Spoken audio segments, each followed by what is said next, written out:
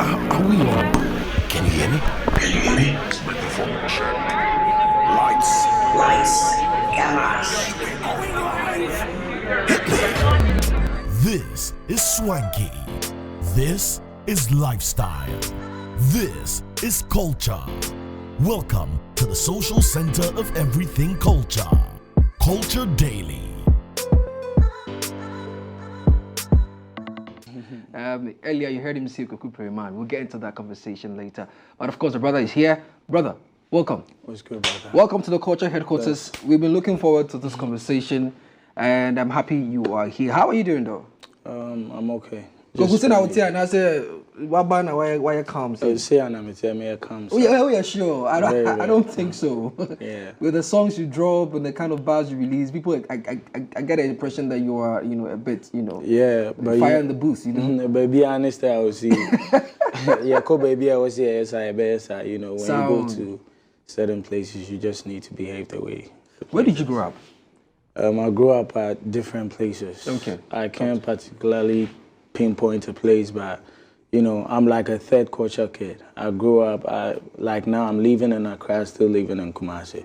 Okay. So I grew up from here to here to here. I lived in Accra a little, go to Kumasi, go to Bibiani. It's up and down Brekum. So I've kind of lived in different places. But where did you spend most of your childhood? Like I said, I can't even pinpoint. You can't pinpoint? Yeah. Is it because of family? Was family, Because yeah, kind of. My dad was living in Accra. I was with my mom in Bibiani, and then most of my family was in Kumasi, so it was just back and forth. And my mom was a very busy person, so whenever he has to travel, he will take you to this place, and then you have to be there till she's back. Right. And how many were you in the family, the siblings? We are just 3 now. We are 2. Rest in peace, Snoop, my elder brother. My condolences. Yeah, he was living in Accra with my father. Your father, right? But mommy and daddy were together, or they were together, but not. They are still together. Right. But when we were growing up, my dad used to live at a different place, and my mom used to live at a different place. This was due to occupational hazards. Yeah, and mostly we don't grow up with my mother, but I was the last one and my brother was a little bit stubborn, Right. So she thought that my dad allowed that, so she was kind of strict with me. Okay. Yeah. Would you say that helped you in a way, or you thought you needed a bit of freedom? Kind of. Now, I've learned how to live by myself, do everything by myself without, depending on anybody, because it was just us two. And he wouldn't even let you have friends. Your dad? My mom. Your mom? Yeah. She wouldn't let you have friends? She doesn't want to see you with anybody outside. She'll come, insult the person. So there was a time, you'll be with the boys and everybody will be like, yo, your mom is coming. So like, I'm going. Yeah. Did she tell you the reason why she didn't want you to be with bad friends? You know what the Bible says, right? Like I said, it was my brother, Okay. She was into music. He was into music before me. Okay. And he lived with my dad. He grew up, did everything here in Accra. So he started doing certain things that my mom thought was bad. And he was very stubborn as well, to say. So when it got to my turn, she was a little bit strict. She didn't want me out of her sight for anything. Wow. Because I was the last born too. So. Right. Yeah. So since then, what would you say the relationship between you and your mom has been like? I mean, now that you are old enough to take care of yourself. It's still tight. Still tight? Yeah, I still live with her. Right. Yeah, whenever I go to Kumasi, I live with her. Is she still trying to control things? She still controls. But, there are certain things I personally wouldn't do in front of her. Right. But she will meet some and then you just have to give her something. You just have to say anything to her just to let that thing go. What is her take, or how does she feel about you doing music? At first... because your brother did music, right? My brother did music. At first, she wasn't into it. She was just about the book, where I'm from. You wouldn't even get into music if you are not done with school. So it took me a little time because I had to be done with university and all that before I get back into music. So when I was finally done, she didn't have much to say. And now, she goes out and then everybody is kind of, Kweku Smoke, so she's kind of cool with it. You did say that, where you're coming from, you know, music wouldn't be the first thing. So just to have an idea of what the expectations were, what were they looking to? For me to be a lawyer, right. somebody like a lawyer was one thing, you know. Do you have lawyers in your family? I don't. Okay. I don't have any lawyer. But the way I was when I was in, you know, primary school, you know, I could personally chop my school fees, then act like I pay him, then fight the whole school, then they would say, okay, he's paid, you know. Wow. So, yeah, so it's like my administrators, they were talking more to my mom about how I used to, you know, argue in the school and all that. So she personally wanted me to be a lawyer, but it wasn't going to work out. I knew it wasn't going to work out. But apart from music, I mean, even before we get into the music conversation, as you were growing up, you know, in primary school and all that, you know, when you're in school, they'll ask you, what do you want to be? What do you want to be? I mean, your mother wanted you to be a lawyer, but what did you really want to be? Personally, I didn't know what I was going to be. Right. You know, I knew that it was going to be something about entertainment. I remember I used to dance before. You were cracking. Yeah, back then, you know. And I know yes, yeah, before writing music, people's songs to sell out there. Oh, you wrote first Nanyumba, everybody wants to learn how to sing it. So and the lyrics wasn't lyrics. So into an outro. Yeah, metro. Now my tongue was school near there, and then it got me more into the music. And my brother as well could come to us and then give me CDs and all that. Right. Yeah. So what would be the first genre of music Kweku Smoke got introduced to? Hip hop. It has always been hip hop. It started with, you know, back then it was Celine Dion and Westlife, Backstreet Boys. Yeah, and then the hip hop started coming up. So I started listening to VIP. I used to listen to Screwface. Yeah, I remember when I was in high school, he dropped an album I really liked. Yeah, I liked the album. And then I used to listen to a whole bunch of people, you know, Foreign, Lil Wayne, Ace Hood back then, and then Meek Mill. You know, that was how I entered the music with some sort of energy. I used to rap differently when I first came into the picture. Yeah, with some energy. Yeah. Because I was listening too much of Meek Mill and Ace Hood. But you know, as we go. Well, what's one favorite lyric or line from Meek Mill since you listen to Meek Mill? Oh, the whole Dreams and Nightmares. Dreams and Nightmares. That intro, that song is crazy. I loved it. Did it do anything to your life? Did it make you empowered enough to say, you know what, this is what I want to do. This is what I want to become. Forget everybody. Me personally, it's not about the lyrics. I just love the energy and the beat mostly. Okay. You know, for about lyrics, kind of, you know, getting me into to do something or put me in. I just love the energy and, you know, how the whole song was, but not basically the lyrics. So when you got this energy and you got this empowerment or inspiration, right? What was the first, you know, record, or what was the first, shall I say, rap verse you put together, and you were like, damn, I'm born for this? I don't know. I can't. Because you've written a lot. A whole lot of music. Yeah, you dropped 3 projects back to back, and we're going to get into that, but there's so much going on in you. But I mean, your early days, let's say, what year would this be? When I started rapping? Yes. Oh, I started rapping, first, I started recording around first year high school. Okay. We used to go to Tema. That time it was Dake. Okay. That was where I recorded first, I remember. He used to have this studio in his room. So my friends took us there. It was official town. And then we went to his room to record. That was my first recording. And it was a little bit bad. They kind of was laughing at me though. Because the bars weren't dropping that well. No, it wasn't about bars back then. It was just about you being able to do it. Like flow, just do something. Right. Because we were still in high school. Okay. And then I remember we went to Trade Fair to record with Ronnie. Ronnie turned me up a little bit. Oh, okay. Yeah. Okay. I recorded with him as well. We recorded some school joint. And after that, it was Hoji. I personally had friends that were into producing. So recording became easier for me. Like I was with Hoji all the time, and then we built a little studio and we started recording and, you know, took it from there. Right. Now, the first time I got introduced to your song was Enshawa Yeding, right? And I saw a video that you posted on your Instagram, right? I think you were seated in front of a camera in your house and you were just rapping to the song. And then after, I think you tagged Sakodie in the record. And then, of course, we saw the remix that happened, right? But before you go to Enshan Yedin, right? Did you drop projects prior to that or singles prior to that were doing what that we didn't know? Or it was still under, you know?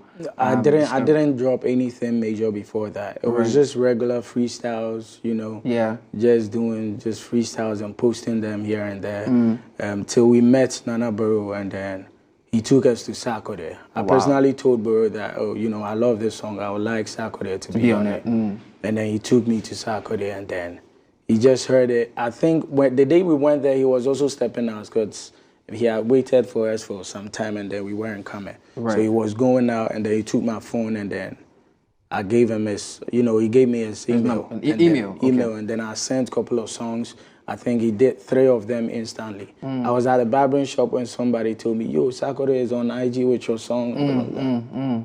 And then from there, I saw the notifications, everything started going crazy. It was just popping off. I tell you. How was the feeling like, you know, because this is someone who's come from a place of obscurity. First time he tried to rap on the verse, the flow wasn't that great. He got laughed at, you know, changed producers, tried different types of records, different type of flows, and one day he goes to bed, wakes up, and his notifications are popping off. Yeah. Finally, we are arriving somewhere. We are getting to somewhere, you know. That was the whole feeling. You know, and then because I wanted something to put me up there. Right. That was what I was waiting for. And then I've always wanted a song with Sakodie, but I was too, you know, I didn't even have, nobody even knew me back then. Right. And I was surprised he took the records and still did it, you know. So we shot the video, pushed it out there, and then people started recognizing me because it was with Almighty Sakodie. That's right. But after that, you know, we noticed another slump. You know, where, you know, we got to hear about Kweku Smoke. You had a couple of shows to play on. Your brother Busum Pinyong also then had Atajwa in the mix, you know. So everybody was really trying to get their names and their work out there. But I don't know if you would agree. I personally feel like after that, there was a bit of a dip. Because, you know, all of a sudden, where's Kweku Smoke? You know, I'm sure you were dropping records, but it wasn't really catching.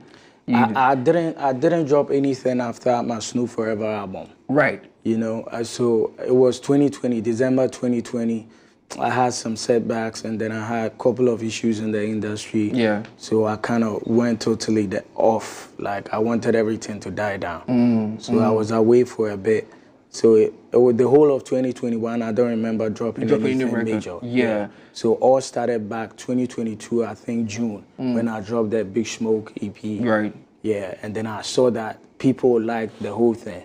And then I decided to go all out because I was just in the house doing nothing but recording, you know.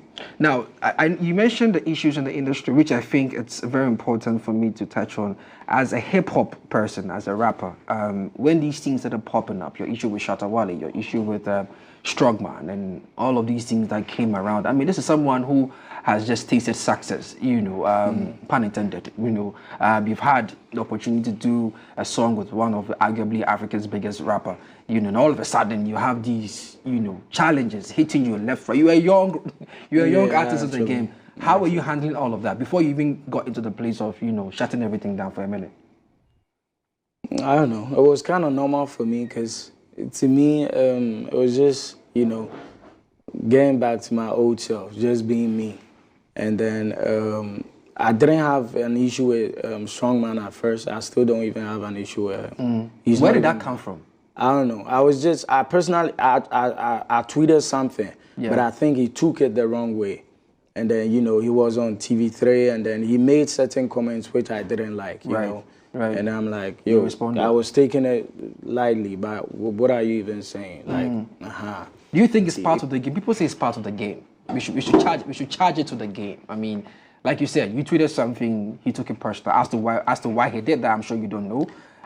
But people say we should charge it to the game. This is what makes the game exciting. But at some point in time, I feel like you were being affected, right? I wasn't affected in any way with with Shatta Wale, I probably might say. Yeah, because of the physical assault. No, not the physical assault. That's not even part of it. But because, you know, he was a big industry person, and I could personally go to interviews. I remember my godfather paid for interviews, personally paid for promos, and I could go to these interviews, and, you know, the people hosting the shows, they just don't want to kind of talk to you, or they are being some way about it. Yeah, I saw everything. So it was a little bit of blackboard there. Yeah, they were trying to, Oh, wow. Okay, that's a new one. Which I personally noticed, because I went to different places, and then I realized that, oh, maybe on my and say he's going to talk about me, make sure that, you know, but I ignored all of it. You know, I decided not to go to any interview at all. Wow. So ever since I dropped Big Smoke, I don't remember going to any interview, going for any promo, nothing. It has just been me online, just pushing it, seeing if the people will like it. And then, you know, because I was just still growing in the music, and I didn't have much fans, I just decided to drop it back to back. Let's see how it goes. Yeah.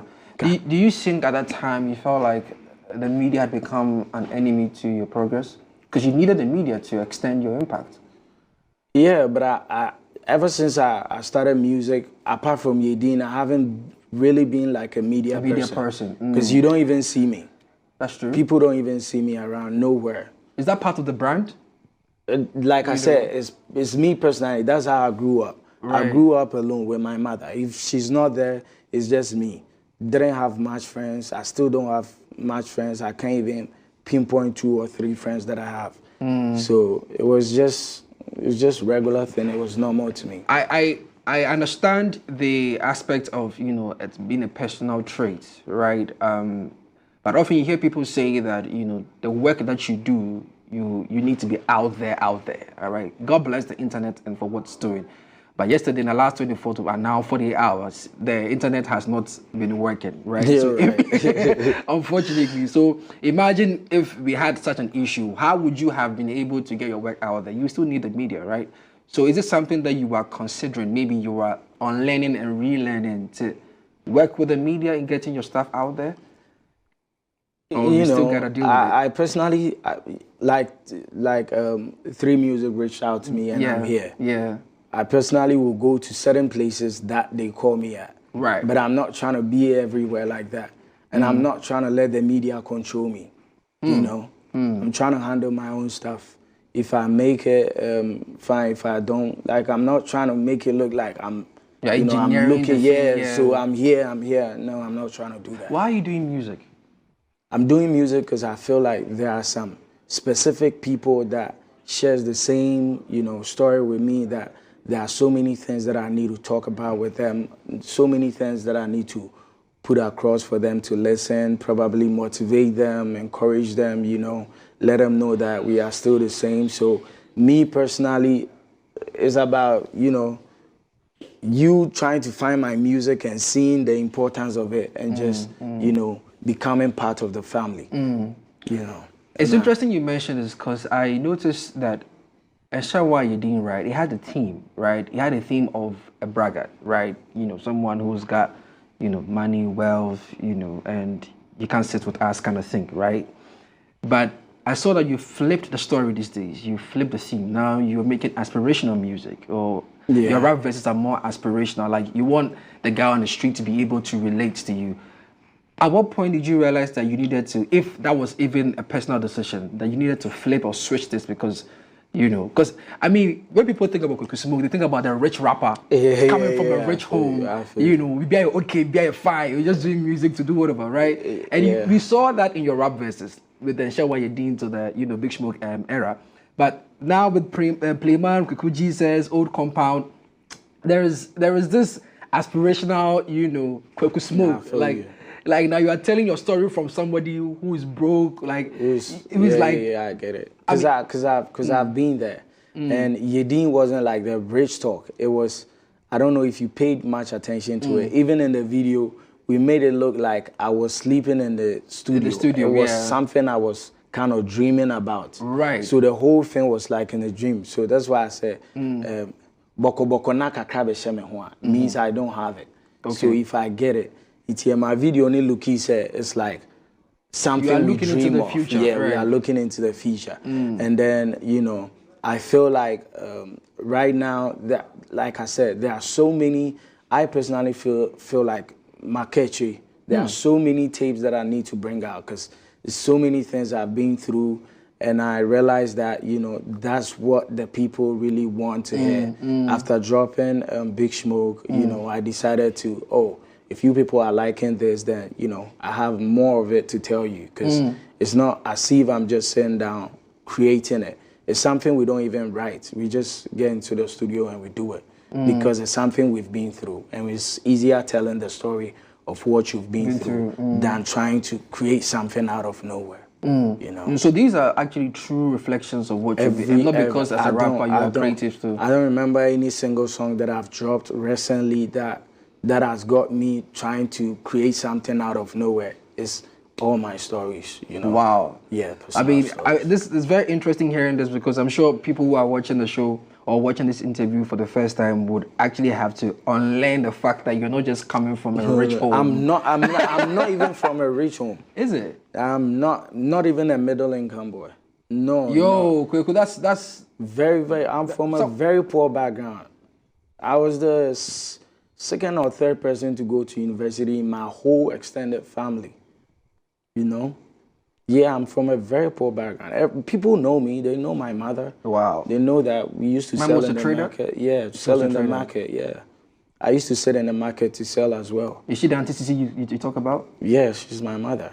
Wow. You know, it's finally good that, you know, I'm able to push her, get something from music to support her as well, you know. So I know you said you're doing music to, you know, increase the relatability with other people, right? But in terms of revenue, I mean, we have a very poor, you know, revenue collection structure, right? But in terms, ever since you started doing these records, have you seen, you know, some revenue coming in that perhaps will keep you going, because you need to pay the bills? Yeah, exactly. I mean, the videos that you shoot, I've seen all the videos that you shoot, even from a show where you didn't until now. The videos that you're shooting, the rides you've been riding in, bro. You know, the cameras, the lighting, and all that. That's a lot of money. You're right. So a whole bunch of money. You get me. So maybe I'm speaking for your fans, not even for as a journalist point of view, right? I'm trying to find out, how are you able to raise capital to reinvest into your music, and if indeed it's giving you the revenue that or you are doing something on the side? Personally, I do stuff on the side as well. I've been into business since I was in uni, about level 100. You know, I have certain businesses but I have people that really like me, that support me as well. Right, like investors, divine helpers, sort of. Yeah, you know, so I'm kind of lucky to have it. Like the whole video shot at SA, you know, my godfather helped, you know. Everything going on now, they still help, you know, stuff like that. So I get to enjoy that part, but we're still struggling, because sometimes you look at, hey, Ska, we meet me, sit down, cry, talk, forget it. And then you have to carry the whole amount and then put it or invest it into something. Music. Yeah, like my videos, like the first video we shot, you know, we were about 7 people. We flew the whole people to SA to shoot it with MT. The one I just recently shot, I had to fly my other director as well to Dubai, and then we shooting it. Even to shoot in Dubai is a whole different story. Is it the one, the Rolls Royce? Yeah, with the Rolls Royce and the Kulina. Yeah. So it's kind of difficult, but you know, for the passion of it, we are still on. You seem to have a fine taste, you know, to sing. Everything about you seems to smack of luxury, and you know, it has to be of certain taste and color. And I like that for you, because I mean, clearly you set yourself apart and all that. But in our society, in the community, in a country where everybody's trying to find out where you get your money from, you know, every successful rapper is a fraud guy. Every successful rapper is a fraud guy. I think from, you know, Chris Wado to Medical, even to yourself, there have been conversations like that. What do you have to say to such things? No, I don't have. Because the moment you say you are doing music, they say, oh, you are doing it as a front. You know, it's a front, and it's a front, it's a front. Everybody's like putting question marks around you and everything. But How do you feel about such comments, and what do you say back to them? I don't have anything to say. You know, I'm not trying to look back at what somebody is saying, and I'm not trying to explain myself. Oh yeah, people will see you and just give you whatever they think about you before, and you know, it's just a waste of time trying to explain yourself. But you know, we keep it going. That part is not. And I'm not even ready to tell people like I do this, I do. Yeah. Nah. If I'm broke, I'm broke. If I'm not broke, you think that I'm not broke. It's That's cool. fine. Yeah, you know, I keep it like that. Let's talk about the 3 projects that you released back to back. I mean, let's talk about Playman, right? Right. Obra is my favorite on the record. Please tell me. I mean, we talk about how familiar and I can't go on the record, but when you were putting together Obra, where were you? What was your mind at? What were you going through? Because that song is spiritual. Yeah, I feel you. You know, sometimes, I don't know, we all face difficulties. I am obi like the looks in the CV more, because we feel be near the socials, so bad. Personally, we go through stuff a lot, and me, I like to share it. I don't feel shy. I tell it how it is and all that. Into Obrane bomb is Obrane bomb, and yes, my fake bina met to say Obrane bomb. And when I made the song, I made my part first. It was Hoji that produced it. I was just in the house with him alone. Mostly I'm in the house with that's somebody like I'll say my friend. Yeah, Hoji. We came from the same high school, and then he started recording. Shout out to Benkum Senior High School. He gave us one of the best rappers to come out of this country. Itina debia ono na medi na chiama ya ba Accra be recording and IBB. So he's been part of me, you know. And then when we recorded that, I thought Akan and the other guy. There's this guy, Walasi, okay. So I gave it to Akan and I gave it to Walasi. Okay. And then Akan did the verse. Walasi was taking time, and then Akan, Famille gave me a feature to do for him. Right. So after doing it, I listen. I'm like, Peter, why don't you listen to this song if you like it? And then he said, oh, I like it. He just jumped on it. I'm like, oh, you know. So it was, that verse was actually for Walasi.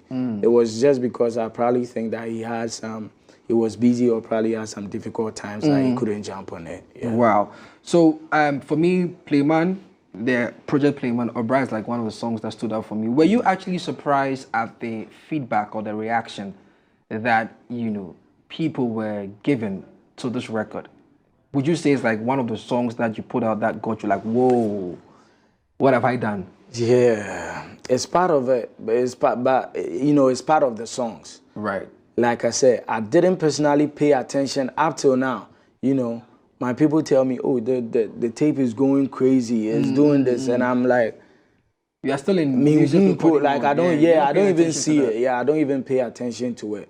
So I just go, sometimes I go on stage, that is when I realize, say, oh, these people actually know this song, you know. So it's not even about the streams or what. I didn't even hear nothing about it till I started playing shows about, you know, the new album and all that. And from since I dropped Big Smoke, I think that there has been songs that I am a favorite, but you know, I haven't paid attention to none of it. Yeah, because they wouldn't say, man, mama relax it too much. I was going to ask you that. Yeah, do you think that, you know, paying attention to the cheers and, you know, the loud applause, you know, could make you comfortable?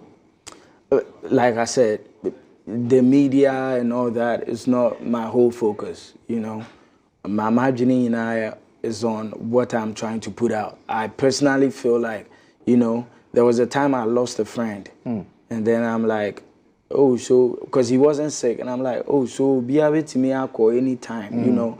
That means, me personally, let's take it as, say, I have a less time. Although, say, I believe God is going to protect me, let me live long, but time I wasn't crazy, and there's a whole lot that I need to put out, you know. I want people to listen to certain different albums, certain different styles of me, and then I think I'm delaying, you know. So it pushes me every day to, you know, you have to drop this. Why are you? So if you realize I dropped the Big Smoke and I just dropped the I Read without even thinking whether it's been 2 months, 3 months. Yeah, I just drop it. I just don't even care about. And God being so good, it's been working. Do you have a label you're working with, or this is No, personally, I don't even have a manager. It's just me and my boys.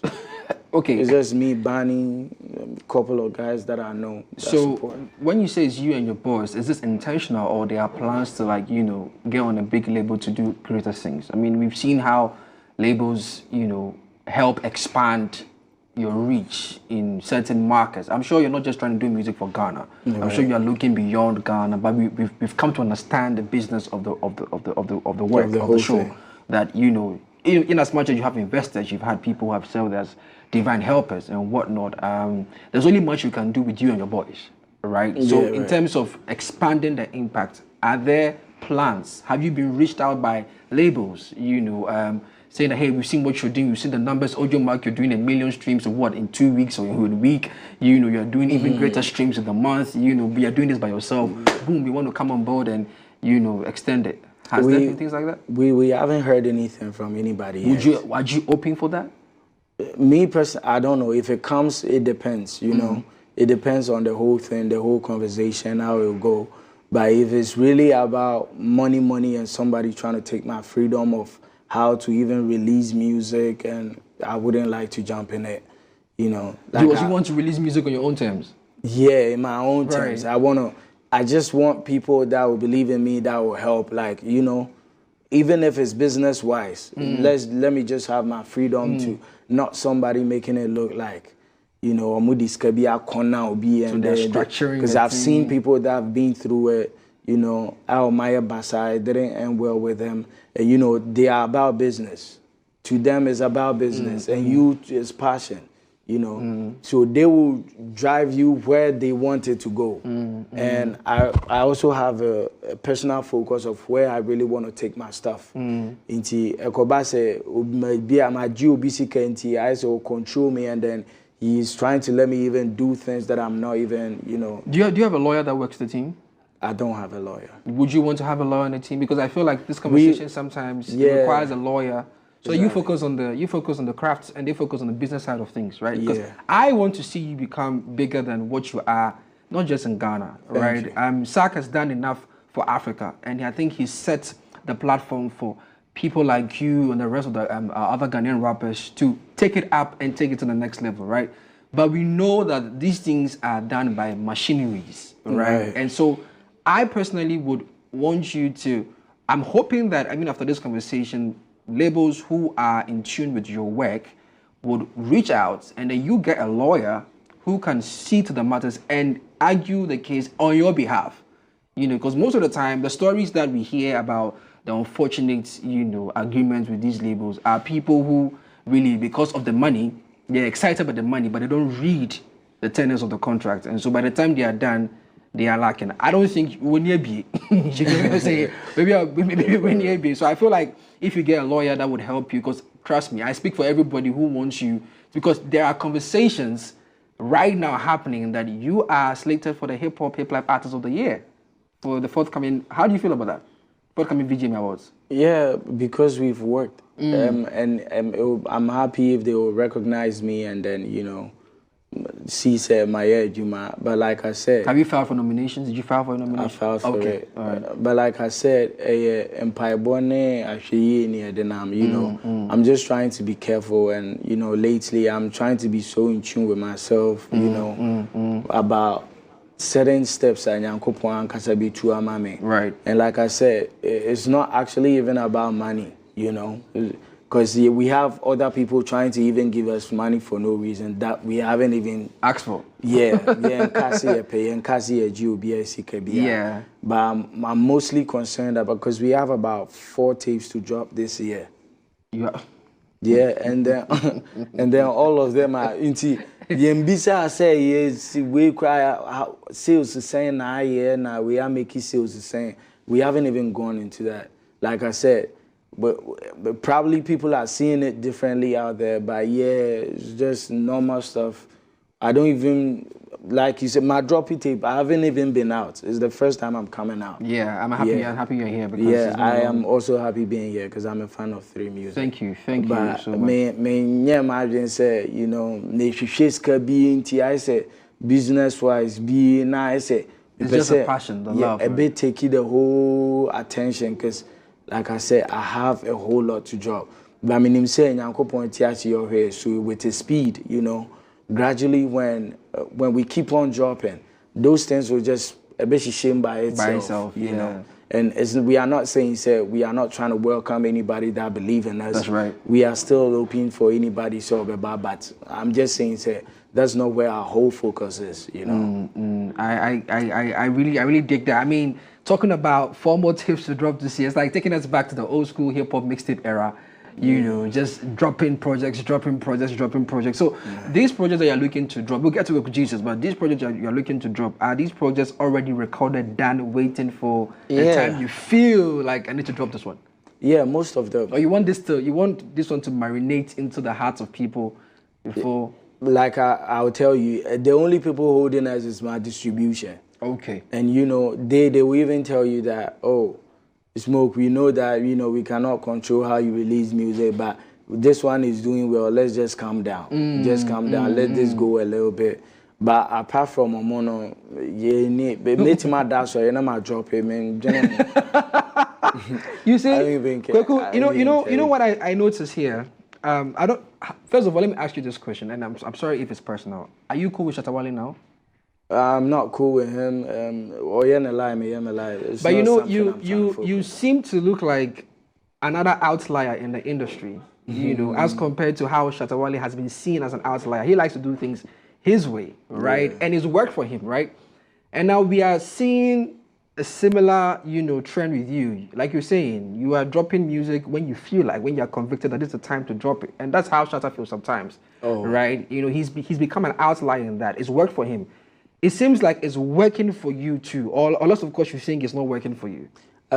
We will say it's working for us because we see the numbers, we see the charts, we are up there, topping charts, topping album charts. And #1 and 2 of hip hop album in Ghana right now is all us. Yeah. And we dropped Playman like 2023. Yeah, 2023 September. Yeah.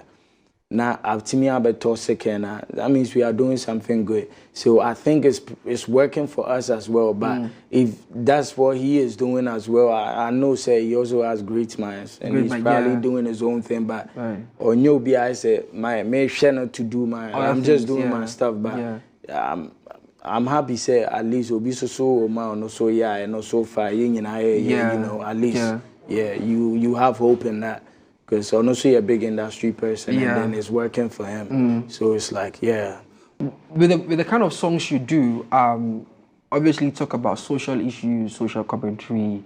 You know, Sak is obviously one of your favorite rappers, right? Exactly. He has a love album, right?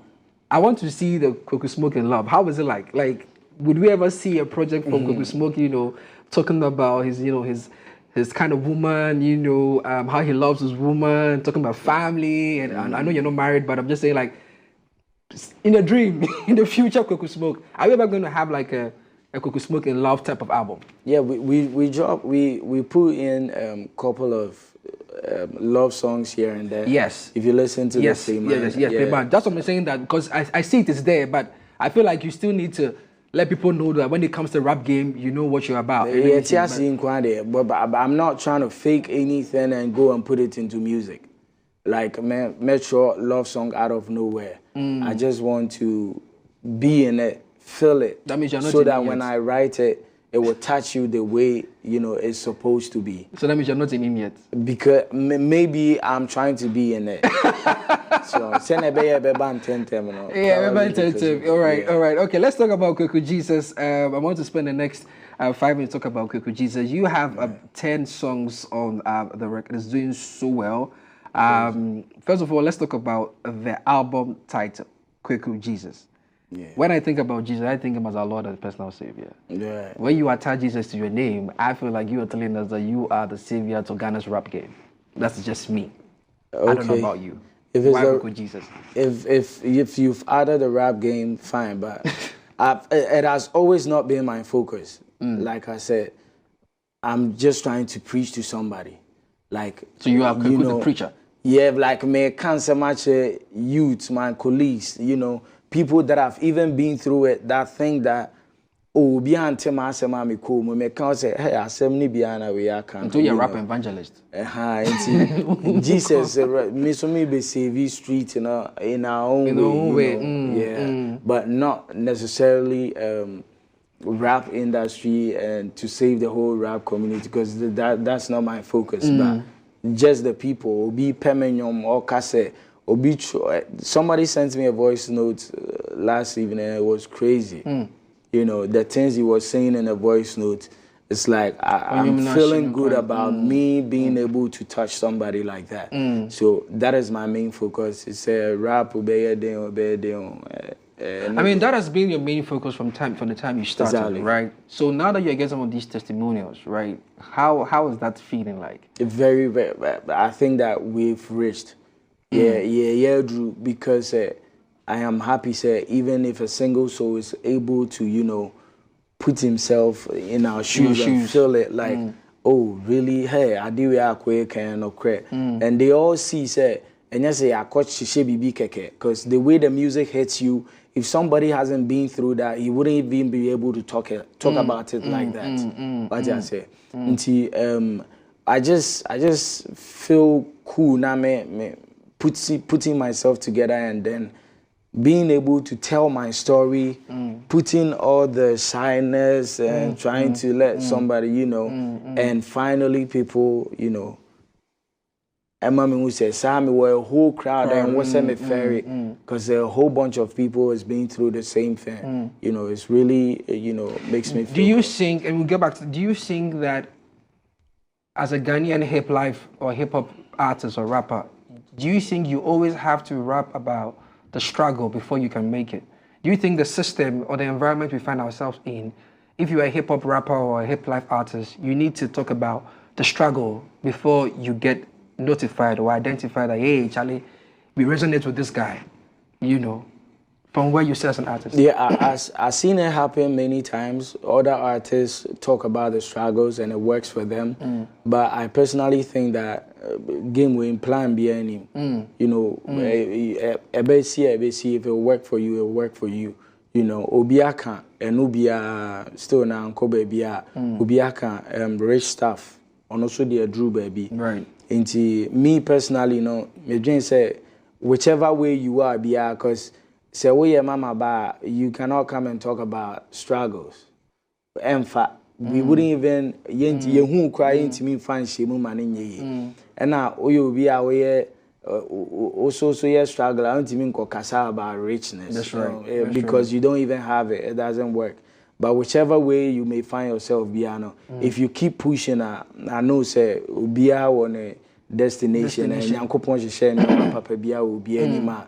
If we keep pushing, it will be a beshia no kwem. I love that. Now let's get back into the album. Jah Guide is the first track on the album. I don't know if you say you don't really pay attention, boys are telling you, but I'm telling you that Jah Guide is one of the songs that is really driving the craze around the album. What went into Jah Guide? Once again, where were you at? And the things that you said in there, you even talked about your mom and then all those. What's the story behind Jah Guide?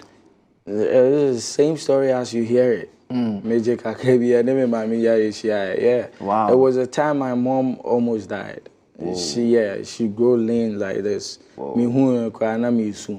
And people started tagging me as if said me didn't schedule. Because there was a time I was driving a Corolla. I checked. It was I was still coming up. Now me driving Corolla. And when they saw that, they thought say, hey, me and my mom was sick too. But Nyankopon adom hwe anya no. Ne ho to no kakra through the struggles, ne ho ato na she's okay, she does everything. So like I said, these are not just words I'm share baby and then I'm trying to put it across. These are my personal life stories, that I feel say. Nti bibia oti wo bia me fake you, I can't near won't be true. True. I would think quite about the same say near won't be true. Men your mouth, even we play man hold tight. It be more to almost say, be brave, send me a dada baby and near me can be quite say my double booby as she still be more buana. But the people are there, everybody's seen it. Until you may call on a man. Or when you so hey smoke because they know that same any man. So be any honor a fake home, you know, it's just the personal life stories that I've put into you know you know this culture that we have in this country, right? Nobody actually knows the struggle, or perhaps the people who are now asking questions were not around during the struggle. But when you make it, all of a sudden there is this exactly. I mean, as a young brother who is, you know, hustling to make ends meet and whatnot, does it really bother you, you know, when you hear some of these things being talked about? You know, do you think Ghana, because some of these things are like a shell, so like it really dampens your spirit, you know, calling you all sort of things? And because when you're sleeping in Bubuashi, nobody called you a fraud boy. Yeah. You get me? Right. But now that you've made it, you know, now you're doing music and the people are loving the music. Oh, then the fraud can I say anything? Like it's all sort of uncouth things. I did be one of my so I kind of grew up in a mining area. Okay. In the mining area and near private schools. Right. And then private schools, you know, any mining school, Tizel Papanya mines our own could be. And then I went to one of the best schools. And at school, you know, victory, most of the people this was preparatory. Primary school. Almost say mining school near idea because mines for net to a you know. And then me so me who say cultural exam tell me who say like a wow struggles. It would do it on my obi and because we to we man. Because they are the same people I met at KNUST, and so I'm like, hey boy, we na stop boy them bad. So I personally, you know, putting that one across, I personally think say and you'll be back coming share on more cry. So who feel say will be the fraud and the toe say, and I feel say will be a say you know, that's your own personal thing. You keep it. I've grown past that. It doesn't even affect me. I'm the type of maybe I'm a Jew, even not even a social media comment. Maybe I say one be probably at some I'm going to say we be now or be or bear me can be. That's when I really get angry, but not new be can thing. Go be at it because you tell with the crumble, maybe I will be fool. Maybe I made them cry. Somebody can hunt. If we focus on it, they are just going to set us back. So Ojene say will be a fraud that you go do the same thing and try it and see. Because we are in the jungle, we'll be so find a way to survive, you know. Yeah, man. So 10 records on the album. Why 10? Because you have a lot. I mean, clearly you have a lot to say. So how did you arrive at 10? I'm sure you had to select these songs. Yeah, but with some of the songs we had to summarize it into summarize it, man, it's a shame because I didn't want it to be too many of them and the people wouldn't pay attention. Right. So if it's summarize it, man, because we here in Krabon, Jesus Christ, OPA no nenam. Yeah. In Krabon, so now me so much PA nenam. I wouldn't name. You know, me try say me manage I share in a way it wouldn't mean so. If you personally listen to the songs, they are not like 3 minutes, 4 minutes. I noticed. It's just short songs. 2 minutes. Exactly. There's only Jagged that's Jagged and Rapper that is 3 minutes. Exactly. Until no more me share that ma summarize it, I'm making it short because I've realized I'm for so on your be brave. Nobody is ready to pay attention to the whole. So if you make it short, summarize the whole thing, and the people, you know, kind of like the time they spend on it, I think so. I don't know if this answers the question I was going to ask, but what was your favorite thing about doing this project? Favorite thing?